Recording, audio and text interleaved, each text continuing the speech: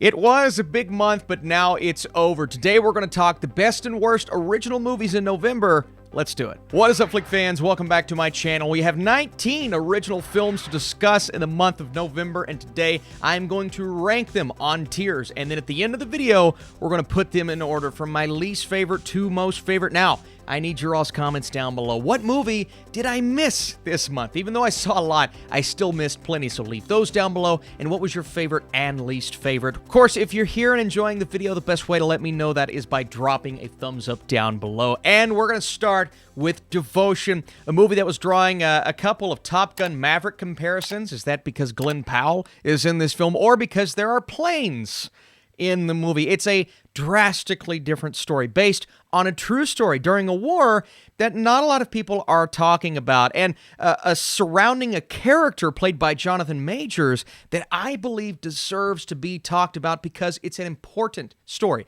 It's an emotional story, and it's one, even though you can kind of see the trajectory in which it is going, and it does take a bit to get to that end resolve. The end resolve itself is devastating. It's emotional. I think the emotion in this film is handled so well. And then the performances. Glenn Powell is great, but Jonathan Majors is taking this source material and just running with it, man. The scene that he's staring intently in the mirror and talking to himself, talking about all of the negative things that have ever been said to him and things that can prevent him, or maybe should have prevented him from pursuing this dream. And my God, did he not only do it, but he did it in spades. And it's a story based on this hero that, again, I believe is worth a watch just because of that. Now, I mentioned the pacing.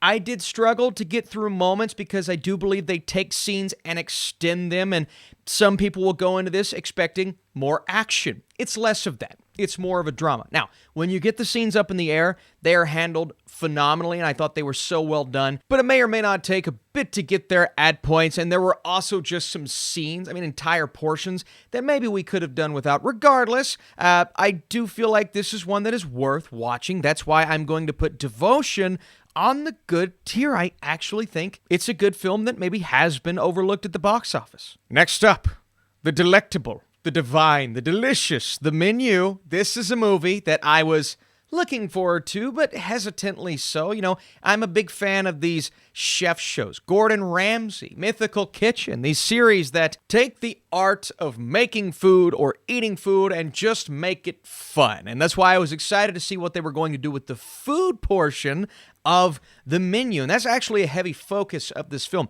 It focuses on the artistry of the dishes, the meals, how they tie in together.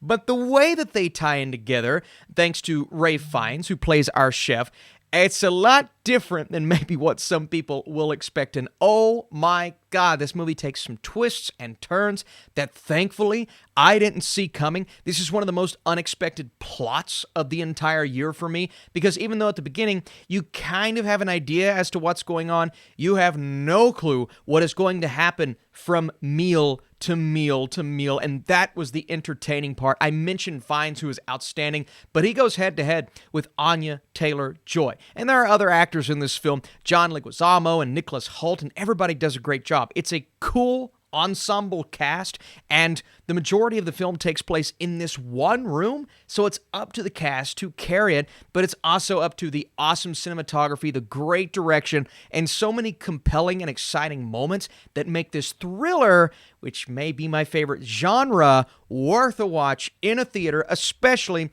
if you're a fan of food and what goes into it. I'm going to put The Menu on the awesome tier. I was so surprised with this one. You know, I saw the trailer for A Christmas Story Christmas, and I watched this movie a lot growing up because my grandpa just kept it on repeat, and not just in December. It's one of the only movies he watches, and I'm being serious. He doesn't even watch commercials. He mutes commercials. So, I love him, but he's not going to watch this video. He won't know I'm talking about him. I was so excited to see what they were going to do with the sequel. And then I saw the trailer and I said, it looks fine. Let's see if this is passable. For me, this was a little beyond passable. Now, is it cheesy? Absolutely. But for me, it captures the types of cheese that you would have gotten in the original. Now, that may not hold up in 2022 when you're trying to implement that into a new film.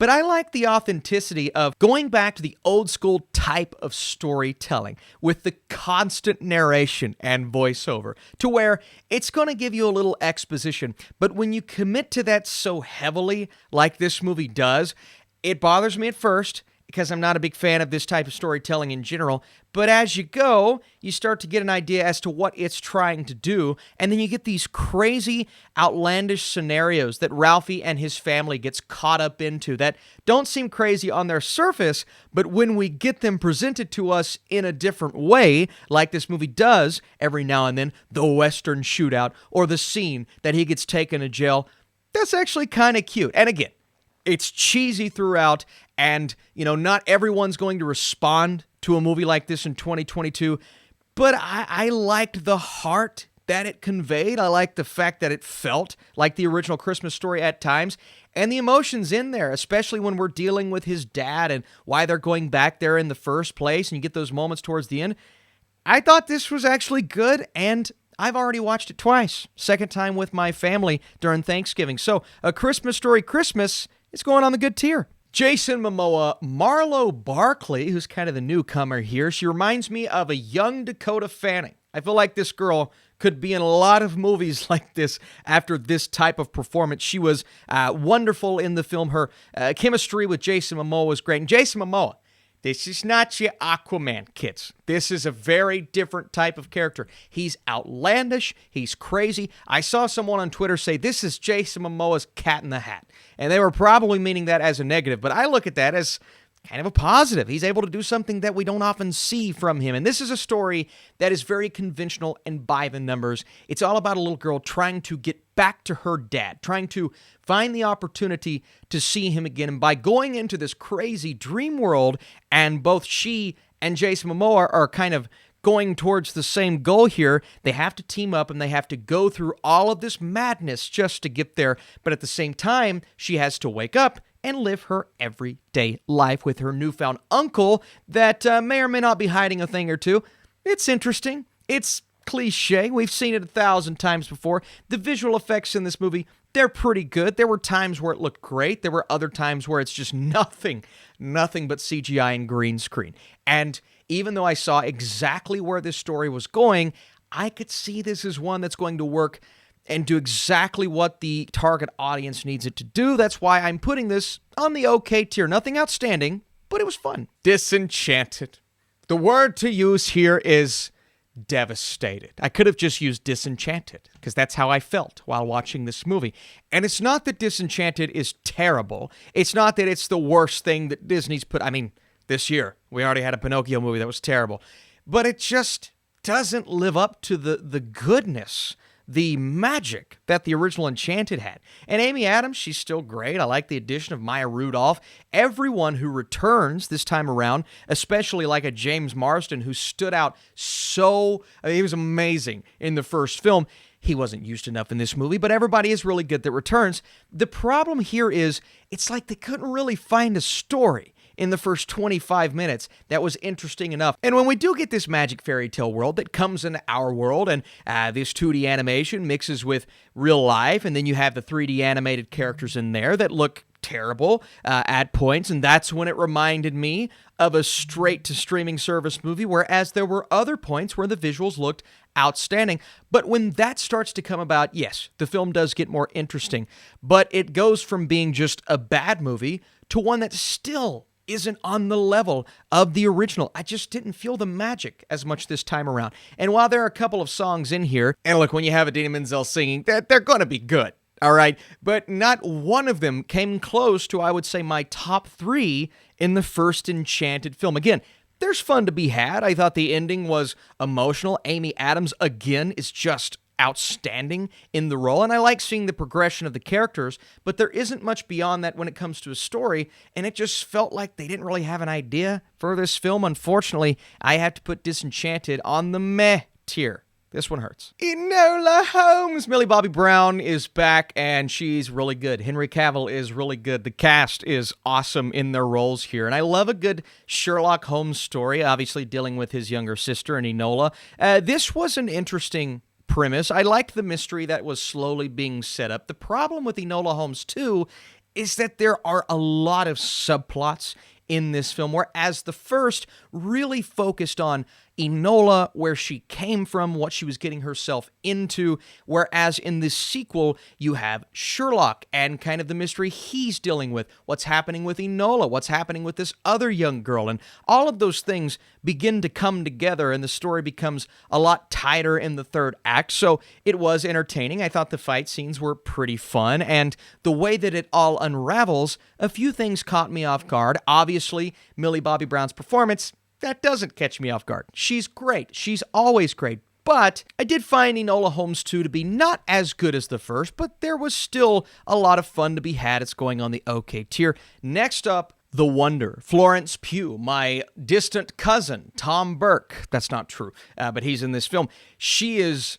amazing in this movie. And the story itself is interesting. We start out, and she's going to take care of this young girl who hasn't eaten anything in weeks, maybe months, and the town is divided. Is this a miracle of sorts? Is something going on beyond our control? Is it a spiritual type of thing, or is something else at play here? And that divide and the themes that come from that, they are very interesting. I'm glad the movie was able to explore that. But there are also just lengthy scenes where Florence Pugh is having to try to get information out of this young girl, having to watch over this young girl, and the pacing does start to get in the way of what could have been an outstanding film, just because the premise itself is so interesting. It's one that's going to move at its own pace, and not everyone's going to be on board for that, but I found it to be such a fascinating concept, and I found her performance to be maybe the best,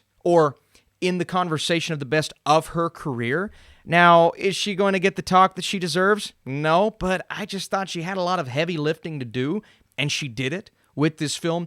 Otherwise, I do believe The Wonder is not going to work for everyone. I'm going to put it on the good tier because Florence Pugh is freaking awesome. Next up, Disney's Strange World. And it's still crazy to see how many people just didn't know this movie was coming to theaters. And people in my everyday life, people who are, watching my review, they're like, this was a what?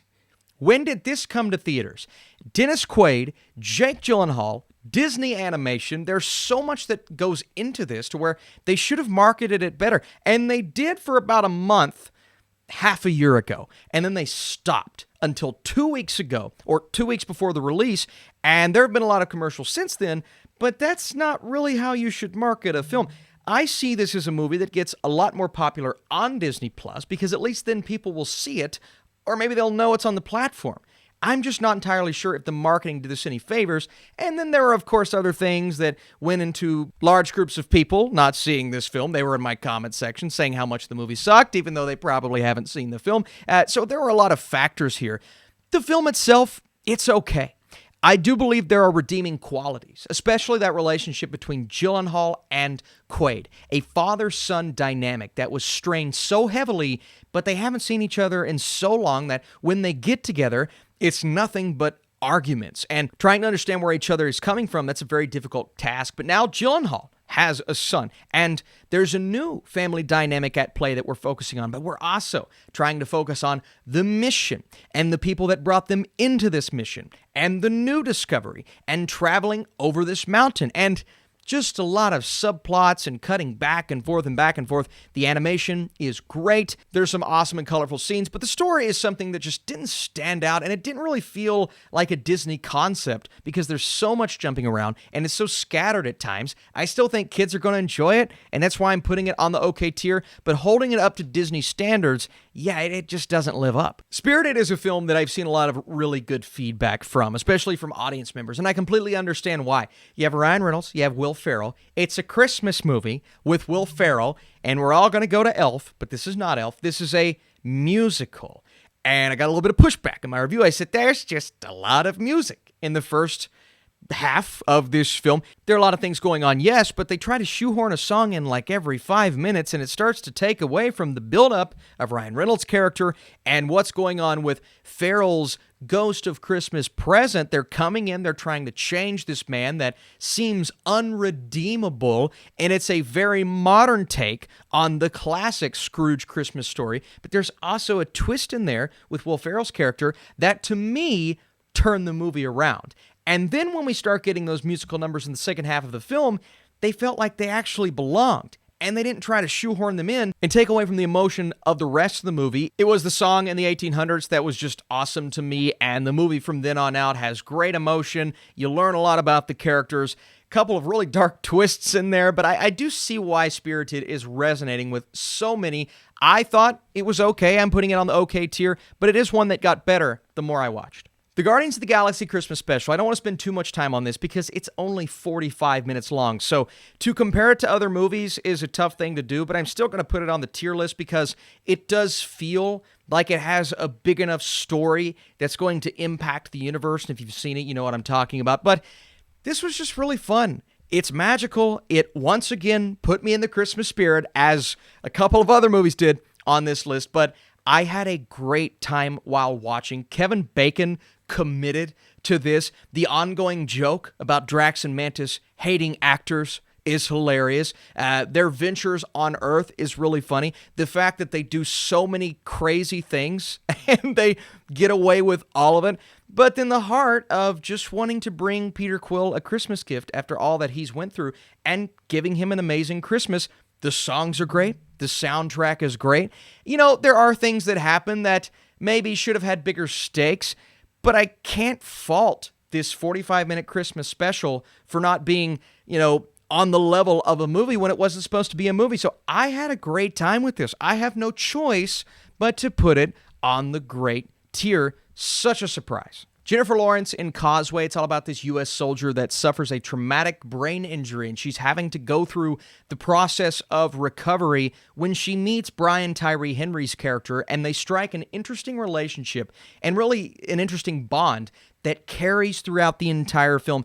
It's a very subtle story. It's a subtle movie in general. She's trying to learn how to cope with what she went through and looking forward to the future. And I found so many things to love about this story and her performance. And this is the best we've seen Jennifer Lawrence in so long. The issue that I ran into here was a lack of a compelling plot beyond just this relationship sparking. There are numerous scenes that serve importance to her character, but I wasn't really invested in how they were playing out. And I wasn't looking forward to the next big moment because I knew the next big moment would just be another sort of rinse and repeat moment that we had already gotten. He's great, she's great. So you have everything you need here for a fantastic movie. It's just the writing didn't compel me as much as maybe I should have been compelled. So I'm going to put Causeway on the okay tier, but again, it's an important movie. Cartoon Saloon, My Father's Dragon, they're always delivering great animated films, and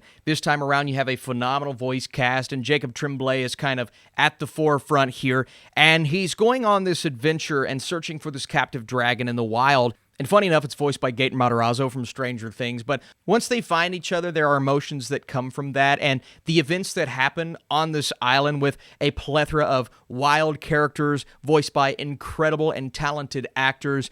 It's fun. These are the moments that kids are going to appreciate, but I found the beginning of this film and what happens and the more adult themes that carry weight throughout the first 25 minutes to be what impacted me, and then the movie starts to fall off just a bit. At least it will for older viewers. Now, I do believe younger viewers are still going to be invested because of the awesome animation and just the beauty that comes from these colors and the visuals, and there are certain themes that stick around, but for the most part, I found the more adult moments at the beginning to work extremely well. Overall, putting it on those Cartoon Saloon standards, I was disappointed. I expected more, but it's still an okay movie on the okay tier. Daniel Radcliffe plays Weird Al.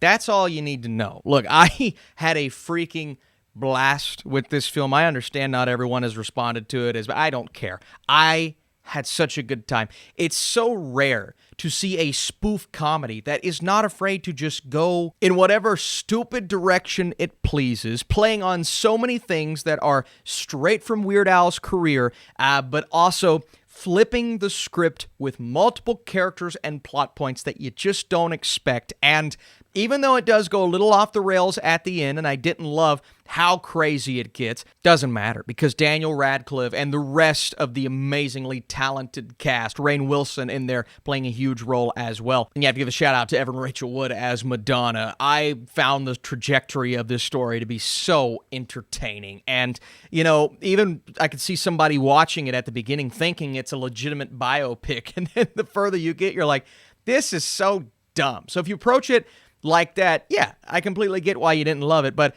I just loved seeing the performance from Radcliffe, the fact that he was committing on this level, and this feels like a true, testament to Weird Al, the life that he lived, the way that he played on certain things, and what his music was able to accomplish. Maybe not on the level that the movie portrays it, but it's great to watch. This movie's great. It's going on the great tier. I have no regrets. Harry Styles, David Dawson, Emma Corrin, a great trio to lead this film about a relationship, really a broken relationship that turns into something more, and how other characters are impacted by this, and the path that it sets all three of our characters out on, seeing both the future versions of these characters and what we get with Harry Styles' take on everything. We have to talk about his performance. I do believe he's better here than he was in Don't Worry, Darling. I still haven't been overly sold by his performances, but he's rock solid. I think everyone here is really, really good for what they were trying to do. I think the older versions of the characters are just as good, if not better, than the younger versions. And where it goes, there is a lot of emotion to it. But I found this to be kind of an empty story at points because it's just kind of telling it by the numbers, and there's no real style to it. And emotionally, while it does grab you, you know exactly where it's going to go. You also don't really feel those weighty moments because the weighty moments are given to us in a way that is truly memorable. So I think the movie as a whole, it's not one I'm going to hold on to for a long time because I think it could have been presented a bit better. I think maybe the direction could have been better. It's still one that accomplished its task and made me emotional while watching. That's why I'm going to put my Policeman on the OK tier. The son, Florian Zeller. I was so excited for this because, again, my love for the Father, my love for the Holy Spirit. I have to stop doing that. This is one of those that was on my Oscar list. I thought it could be a Best Picture contender. I do still think Hugh Jackman will be in the running because his performance is really good, and frankly, that is not a category that is stacked this year. But the movie itself just doesn't work. I didn't quite feel the emotions that I was supposed to feel, and I do think it comes down to a couple of things. I don't want to sit and bash the main performance here, the young boy that plays the son. He's not as good as he should have been, and because of that, when you're supposed to see certain emotions in him, they come across as maybe a bit more on the dull side, and he's supposed to be feeling one way, and he's just coming across as something different. So some of it falls on his shoulders, but the rest of it is the writing and making us, feel a certain way for this father character played by Hugh Jackman or Vanessa Kirby, or, you could go to all of the adult characters here, and the movie's trying to make you feel a certain way, but they just don't care as much as they should about this young boy who's going through all of these things. Anthony Hopkins, who's really good in the film, plays a guy that you see just a little bit of, but there's nothing redeeming about him, and there's nothing really redeeming about a lot of these characters, and the movie's just going through the motions, and it feels emotionally manipulative because it does nothing with the source material. I still like Zeller as a filmmaker, but the script here is what failed this movie, and that's why I'm putting The Son on the bad tier. Glass Onion, the sequel to Knives Out. I really enjoyed this. It's one of those that, it doesn't quite live up to the heights of the first for me personally, because it gets off to a really rough start. I mean, the first 15 minutes, jumbled all over the place. But once they go to that island, they all meet up once again. They're supposed to be friends. I don't buy these people being friends, but it doesn't matter because it's so much fun to watch. You do not know exactly where this plot is going. I had an idea as to who, the killer was, but there is a twist in there that I was like, oh, that was something that I don't know if anyone's going to see coming. The performances are fantastic. They fit their characters to a T, and Daniel Craig is so much fun to watch. I mean, he is top-notch as this character. Where it goes, how it plays out. There are so many things in there that you could praise. And the conversation, some of the dialogue and the quirks, the one-liners and memorable jokes regarding other celebrities and things happening in the world right now. And you could draw one big comparison. I mean, this movie is just a big metaphor, so you could get a lot from it in that way. I thought Glass Onion was a really great time. It's going on the great tier, just not quite as great as maybe I wanted it to be. So in the vein of Glass Onion, this is a sequel that may not be as impactful as the first. Obviously, it's not made the dent at the box office that the first Black Panther did. That, oh, I have Black Panther pop figures. Come on now. Yep.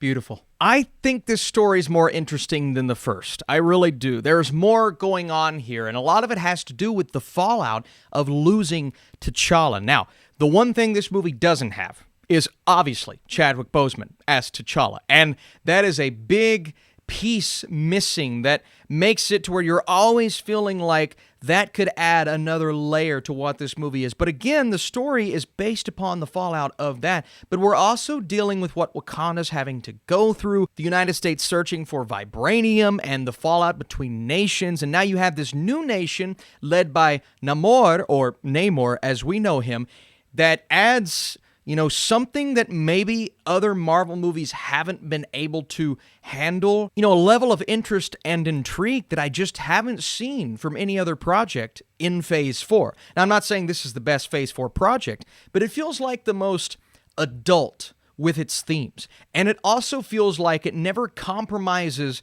the emotion or something that's supposed to be a serious moment for a joke or a gag. And there's humor in here. You have funny-ish characters. Okoye with some great gags. Shuri's in here, obviously. But Shuri is providing much more emotion than what she has in the past, and that is the jokes. She has a lot on her shoulders, and the performance here is outstanding.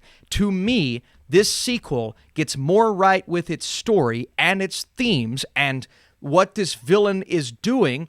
Also, the fact that you're on his side. I'm not saying he's better than Killmonger, but there is so much there. You know, trying to shoehorn in a couple of these storylines. Martin Freeman, when we go back over to the U.S., didn't need it. But for the most part, I thought it was great. I'm putting it on the great tier. The Fabelmans. This is Spielberg at his best. And it's not his best movie. I don't even know if it's in his top 10 movies. But this is a guy putting all of his heart into a project, and you can tell. Listen, there have been movies before where I'm sure the director put his heart and soul into that project. It's just, that movie's not very good. But The Fabelmans is not the case. Now, it did start out a little slow for me. I'm like, okay, is it just going to be a movie about a kid who loves making movies? We've seen that 1,000 times. But once you start to put the pieces together as to where this is going and dealing with some pretty weighty topics, you know, divorce and parental relationships and how that affects the children and having to handle that divide when a family goes in two different directions, but also this young boy just trying to hone in his craft and find where he's going with his life. I found it to be charming, compelling, heartwarming, funny at times. The performances, magnificent. Paul Dano is always great. Michelle Williams. Every version of Sammy in this movie, especially the one we spend the most time with, really good. Even Seth Rogen is great in this film. And Spielberg, his direction here, it just feels magical. You feel like you're watching a movie about a love of movies, but also taking that extra step, giving you another layer that, after about 15 minutes go by, it finds its footing and never lets you go. I am putting The Fabelmans on the awesome tier. I thought it was an awesome Spielberg experience, but only if you know that this is all about a young Spielberg. All right, folks, it's time to rank these movies. Before I do that, once again, if you want to drop that like, that would be awesome. Leave your lists down below, please, and let me know, do you enjoy this series? Would you like to see me keep it up? You're probably wondering where Pinocchio is. At the last second, I decided to hold off just because there were so many movies on this list for the December tier list, since that's when it's coming to Netflix. I guess I could have done that with Knives Out, but too late. We've already done it. At the bottom is The Sun, unfortunately my least favorite movie, followed by Disenchanted. And as you can see, we have a lot of okay movies this month. Now, that's not a great thing, but it's definitely better than it could have been. So at the bottom of this tier, I'm going to go Strange World, probably the most disappointing on the OK tier. My Policeman looks good there. My Father's Dragon looks good there. I'm going to go Slumberland after that, and then Enola Holmes 2. Actually, you know what? Let's go Causeway right above Enola Holmes 2 because of the performances, but Spirited gets the top of the OK tier. On the good tier, I'm going to keep The Wonder right there, and just slightly put A Christmas Story Christmas right above Devotion because that's a film that I felt the magic and wonder from. On the great tier, this is tough, but I have to go The Guardians of the Galaxy Holiday Special at the bottom, followed by Glass Onion, and then let's get weird and put Weird slightly below Black Panther Wakanda Forever. That one's tough, though. I could go either way there. On the awesome tier, and here's the big competition. Is it The Menu or is it The Fabelmans? I'm actually sticking with The Menu here. One of the biggest surprises of the year, barely surpassing this Spielberg, awesome Spielberg movie, but The Menu is a thriller that I haven't stopped thinking about. So if you guys haven't seen it, please go check it out. I'm out of breath, and I'm out of time. It's time to move on to the next month and the next series of videos and all the other reviews. I am lightheaded. Thanks for watching. I'll see you soon.